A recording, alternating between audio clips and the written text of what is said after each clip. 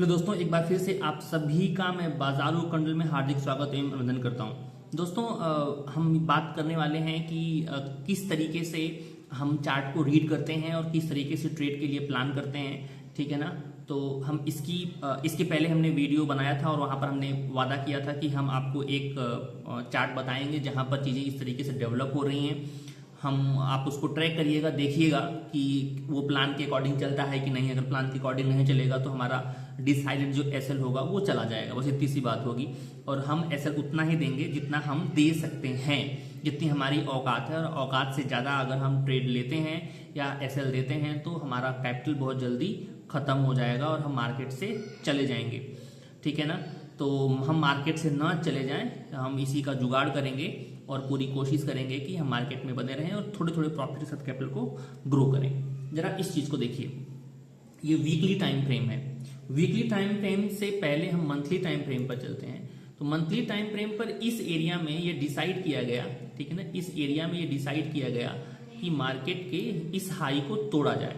इसका मतलब है अगर मंथली टाइम फ्रेम पर यह डिसाइड किया गया कि इस हाई को तोड़ा जाए तो इसका मतलब है कि ये जो एरिया है, इस एरिया में हमारे पास अच्छे से ज्यादा वॉल्यूम प्रेस किया गया है। यहाँ पर इंस्टीट्यूशनल के पेंडिंग ऑर्डर हैं। ये हमारे पास एक तरीके से डिमांड जोन की एरिया बन जाती है और इस एरिया को हम ट्रेड करने की कोशिश करते हैं। और हालांकि मंथली के टाइम फ्रेम पर जो हमें दिख रहा है वो बहुत अच्छा पैटर्न तो नहीं है, लेकिन हमें कुछ दिन के लिए एक अच्छा ट्रेड यहां से मिल सकता है, लेकिन वो हम एनालिसिस के अकॉर्डिंग चलेंगे। ठीक है ना। ये है वीकली टाइम फ्रेम का। वीकली टाइम फ्रेम पर यहां पर एक बना हुआ है इनडिसीजन कैंडल। जब मार्केट यहां से नीचे आ रहा था और यहां से फिर ऊपर गया तो यहां पर जो लोगों के पेंडिंग ऑर्डर थे, डिसाइड किया गया कि चलो ठीक है, मार्केट बहुत महंगा है, ठीक है, प्राइस बहुत महंगा है, इसको नीचे लेकर के चलते हैं, यहां से सेल करते हैं। लेकिन किसी रीजन से कुछ बायर्स को लगा या कोई न्यूज से लोगों को लगा या ये लोगों की साइकोलॉजी हुई कि नहीं नहीं नहीं, हमारे लिए प्राइस ये सस्ता है, यहां से इसको ऊपर उठाने की कोशिश करते हैं। ठीक है। या बहुत बड़े लोग होंगे, कुछ प्लान किए होंगे मैनिपुलेट करने के लिए, या फिर वो अपने ऑर्डर को एग्जीक्यूट कर रहे होंगे, कुछ भी हो सकता है। ठीक है। मतलब इस कैंडल के बाद से ये डिसाइड हुआ कि मार्केट के इस हाई को तोड़ा जाए। लेकिन हुआ क्या था, जैसे जैसे मार्केट आगे बढ़ रहा था, इसके ऊपर जो विक्स थी ना वो बहुत बढ़ती चली जा रही थी। तो ये जो विक्स का जो बढ़ना है वो सेलिंग प्रेशर को दिखाता है। ठीक है ना, वो सेलिंग प्रेशर को दिखाता है, ध्यान रखिएगा। ठीक है ना। तो जो ये सेलिंग प्रेशर है, ये सेलिंग प्रेशर हमें कहां से दिखने को मिल रही है? हमें देखने को मिल रहा है कहां से? हमें देखने को मिल रहा है इस विक्स से। ठीक है ना। तो ये जो विक्स है, ये वाली जो विक्स है, ये वाली जो विक्स है और ये वाली जो विक्स है, ठीक है ना, जो ये वाली विक्स है, तो इन सारी विक्स से हमें देखने को मिल रहा है कि यहां से सेलिंग प्रेशर हमारे पास आने वाला है। क्लियर है? अच्छा, उसके बाद यहां पर जब इसके हाई को तोड़ा गया ना तो एक बढ़िया कैंडल बनी, लेकिन उसके बाद वीक में एक डोजी बन गया। अब जब डोजी बन गया तो इसका हाई टूटेगा तब आगे मार्केट जाएगा और इसका लो टूटेगा तो मार्केट कुछ दिन के लिए नीचे जाएगा। और जब मार्केट में देखा गया, ठीक है ना, जब मार्केट में देखा गया तो ये वीक का मतलब ये जो वीकली इनडिसीजन कैंडल है, जो डोजी कैंडल है, इसका लो तोड़ दिया गया। इसका मतलब है कि अब हमें बाइंग ऑर्डर में तो नहीं होना चाहिए। ये हो सकता है कि यहां से मार्केट गिर जाए, लेकिन यहां पर कुछ लोगों को लगा होगा कि मार्केट रीटेस्ट ले रहा है, तो उन लोगों ने एक हफ्ते 2 हफ्ते तक पूरी बागडोर को संभालने की पूरी कोशिश की, लेकिन बागडोर संभली नहीं और मार्केट नीचे चला आया। जब नीचे चला आ रहा था तब भी इसके जो ऊपर की, ठीक है ना, इसके जो ऊपर की वीक है यहां तक तो बढ़ने के बाद फिर से बना एक डोजी के बाद फिर से बढ़ता हुआ दिखाई पड़ा। लेकिन जैसे बढ़ता हुआ दिखाई पड़ रहा था वीक ना, उसी प्रकार यहां पर ये और ये अधिक था, ये कम हुआ और इतना बाइंग प्रेशर आया एक हफ्ते में एक हफ्ते में इतना बाइंग प्रेशर आया कि ऊपर से कैंडल की बॉडी ही, जो रेड बॉडी है, वो खत्म हो गई। तो ये सेलिंग प्रेशर नहीं है, ये बाइंग प्रेशर है। यहां से मार्केट ये वाला मूव तो दिखाएगा ही दिखाएगा, दिखाना चाहिए इसे, ठीक है ना। उसके बाद इसे जो कुछ करना है वो करे, हमें इससे मतलब नहीं है। और हम ये चाहते हैं ना कि एक बार कैंडल अगर इस जोन को टच कर दे तब ये अच्छे से बाउंस लेगा, अगर यहीं से जाएगा तो कम बाउंस लेगा, ऐसा मुझे देखने को लगता है, मुझे ऐसा प्रतीत हो रहा है, ठीक है। तो हुआ क्या था, यहां से हमारे पास डिसीजन पॉइंट निकल कर आया कि यहां से डिसाइड किया गया मार्केट को ऊपर लेके जाया जाए। इसका मतलब यह है कि यह किसी के लिए बहुत ही वैल्यू बाइंग एरिया है। तो ये वाली एरिया बहुत लोगों की निगाह में होगी, जो सप्लाई और डिमांड ट्रेड करते हैं उनकी निगाह में है, जो हमारे पास इंस्टीट्यूशनल हैं उनके निगाह में है कि हम यहाँ पर उनके जो पेंडिंग ऑर्डर होंगे वो भी एग्जीक्यूट हो जाए, उसके बाद निकलें, ठीक है ना। यहाँ पर कुछ रिटेलर्स की भी यहाँ पर कुछ ऑर्डर देखने को मिलेंगे, क्योंकि जब मार्केट यहाँ से गिरने की कोशिश किया तो उसके बाद इस मार्केट में क्या हुआ, ये जो लो था, ये लो था और ये लो था, मतलब ये इसका लो बार बार क्या हो रहा था, शिफ्ट कर रहा था। जब इसका लो बार बार शिफ्ट कर रहा था तो मार्केट क्या हुआ, एक बार उसने वीकली टाइम फ्रेम पर मूव दिखाया, ठीक है। तो ये वाली जो एरिया है एक रीटेस्ट एरिया है, ठीक है ना। तो आप इसे बहुत तरीके से बोल सकते हैं। क्या क्या हुआ था इसमें यह एक एरिया रीटेस्ट वाली एरिया है, पहली बात है। दूसरी बात यह है कि यह रीटेस्ट की एरिया है, यह एक डिमांड जोन है, हालांकि बहुत अच्छा डिमांड जोन नहीं है, बट है वीकली टाइम फ्रेम का है, तो हमें कुछ हद तक 1:2 1:3 तक का मूव तो देना चाहिए, ठीक है। यहां पर हमारे पास क्या है, पेंडिंग ऑर्डर्स हैं, ठीक है, पेंडिंग ऑर्डर्स हैं, लेकिन हमें उतने ज्यादा पेंडिंग ऑर्डर्स नहीं देखने को मिलेंगे। क्यों? क्योंकि हमारे पास जो ब्लास्ट है ना कैंडल्स का वो बहुत अच्छा नहीं है, तो हमें इस पेंडिंग ऑर्डर पर डाउट करना चाहिए, बहुत कम हो सकते हैं, ये जोन टूट भी सकता है। लेकिन अगर एक वीक ये ग्रीन कैंडल दिखाया तो 2-3 वीक ये मार्केट इस एरिया को टच करेगा ही करेगा, या हो सकता है इसे ब्रेक भी कर दे और यहां से आकर के एक बार गिरने की कोशिश करे। क्यों? क्योंकि देखिए, एक लो बना, दूसरा लो बना, तीसरा लो बना और फोर्थ लो भी अगर नहीं बनाना, मतलब एक नया लो नहीं क्रिएट किया, तो मार्केट में मतलब पावर है, ये कुछ हद तक सस्टेन करने की पूरी कोशिश यहां से कर रहा है। और इसने गिरते हुए कैंडल में बाइंग प्रेशर भी दिखा दिया। इसका मतलब ये हुआ कि अब हम चलते हैं, मतलब कि हमारा बायसनेस यहां से हमारे हाई टाइम फ्रेम से हमारा क्या डिसाइड हुआ, हमारा डिसाइड हुआ बायसनेस, हमारा बायसनेस डिसाइड हुआ। तो अगर हमारा बायसनेस डिसाइड हुआ तो हम अब क्या करेंगे, अब हम चलेंगे छोटे टाइम फ्रेम पर, 2 घंटे के टाइम फ्रेम पर या 1 घंटे के टाइम फ्रेम पर, ठीक है। वीकली ट्रेड के 75 मिनट के टाइम फ्रेम पर, ठीक है, हम वहां जाएंगे। यहां पर हमें क्या देखने को मिला, अच्छा, हमें सबसे अच्छी बात ये देखने को मिली कि मार्केट जो हमारे पास डिमांड जोन वाली एरिया थी वहां पर नहीं आया है, ठीक है ना, वहां पर नहीं आया। तो लेकिन करा क्या था, वहां पे नहीं आया तो उसने मार्केट ने क्या किया कि जरा ये देखिए कि ये वाली जो 2 घंटे के टाइम फ्रेम पर जो ये वाला जोन था वो एक रीटेस्ट का जोन था।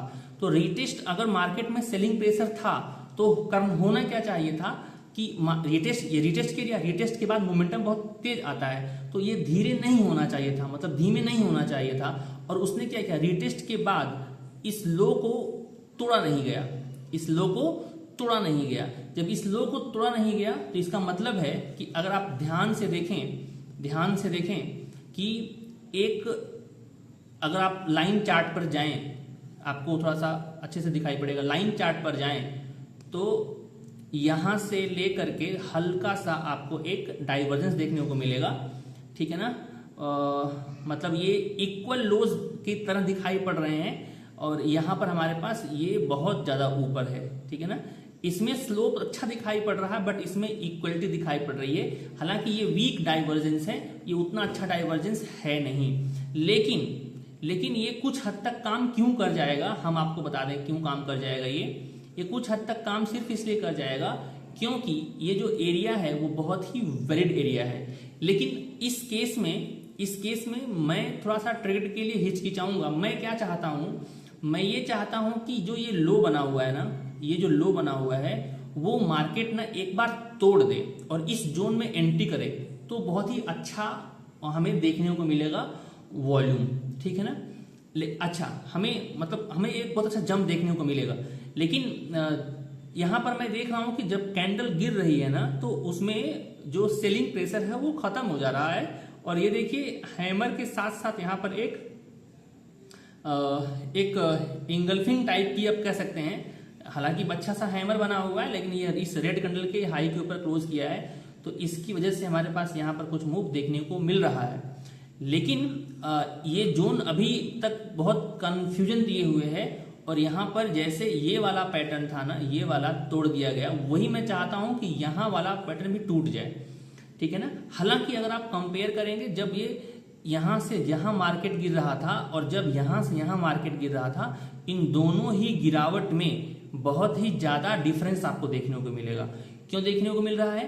क्योंकि यहां पर विक्स आपको दिखाई पड़ रही है, यहां पर फाइट स्टार्ट है, और यहां पर फाइट स्टार्ट, यहां पर बिल्कुल सेलिंग प्रेशर था, यहां पर फाइट चल रही है, ठीक है। तो हमें ये देखने को मिल रहा है कि ये थोड़ा सा कंफ्यूजिंग है कि अगर हमें ट्रेड लेना भी है तो हम इस लो का एसएल लेकर के ही चलेंगे, लेकिन सबसे बढ़िया ट्रेड वो होगा कि मार्केट आए और आने के बाद यहाँ इस जोन में एक बार डाइवर्जेंस बनाए और फिर ऊपर निकल जाए। तो अब हम क्या करते हैं, थोड़ा सा मूविंग एवरेज की हेल्प लेते हैं, और कि मूविंग एवरेज क्या कहता है 2050। अब देखिए इसमें क्या होना चाहिए, अब मैं ये बोल सकता हूं मूविंग एवरेज, ये हमारे पास 50 है, ये हमारे पास 20 है, ठीक है ना। तो अब ये वाला जोन भी जो इंगल्फिंग था ना, यहां से कैंसिल हो गया है। एक सेलिंग तो आया था बट लो नहीं बना पाया, ये वाला और ये वाला, मतलब इसका जो लोअर लो है वो शिफ्ट हो रहा है। तो अगर मुझे ट्रेड में जाना है तो मैं थोड़ा सा इसका यहां पर एंट्री लगाऊंगा और यहां पर एंट्री लगाऊंगा, और इसी वाले पार्ट का, हालांकि थोड़ा सा दूर तो हो गया है, लेकिन इसी छोटे से पार्ट का मैं लूंगा एसएल, ठीक है। और टारगेट हमारा होगा इस वाले एरिया का, ठीक है, इस वाले एरिया का।